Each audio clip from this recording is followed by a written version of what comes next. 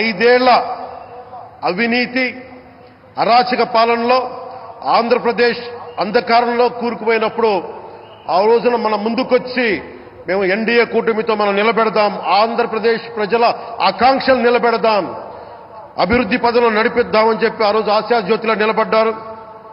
అసలు అభివృద్ధికి ఆస్కారమే లేదు ఆంధ్రాకి అనే స్థితి నుంచి అభివృద్ధి అంటే ఆంధ్రానే అని చెప్పుకునేలా గౌరవ ముఖ్యమంత్రి గారి నాయకత్వం, చంద్రబాబు గారి నాయకత్వంలో, ప్రధానమంత్రి గారి నిర్దేశకత్వంలో, వారి సూచనలతో సహకారంతో కేబినెట్ కానీ, మంత్రివర్గ సహచరులు కానీ, ఎన్డీఏ కూటమి ఎమ్మెల్యేలు కానీ, మేమందరం కార్యకర్తలు అందరం కష్టపడతాం. అహిర్నిశలు రేయం భవళ్లు కష్టపడతాం.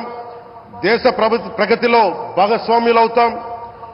మేము ప్రధానమంత్రి గారికి అండగా ఉంటామని తెలియజేసుకుంటూ, ఆంధ్రప్రదేశ్లో ఉన్న ఆంధ్రాకి వెలుగుతో నింపుతున్న మీ నిండు హృదయానికి నా హృదయపూర్వక కృతజ్ఞతలు తెలియజేసుకుంటున్నాను.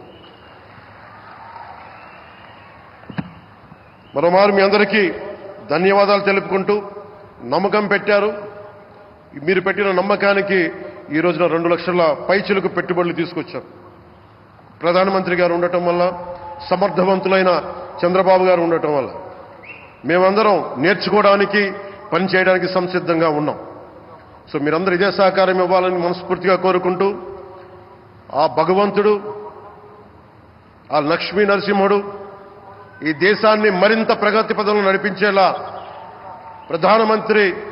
గౌరవ ప్రధానమంత్రి శ్రీ నరేంద్ర మోదీ గారికి దీర్ఘాయుష్ ఇవ్వాలి, ఆరోగ్యం ఇవ్వాలని మనస్ఫూర్తిగా కోరుకుంటూ, ఆ లక్ష్మీ నరసింహుడిని వేడుకుంటూ సెలవు తీసుకున్నాను. జై భారత్, జై హింద్.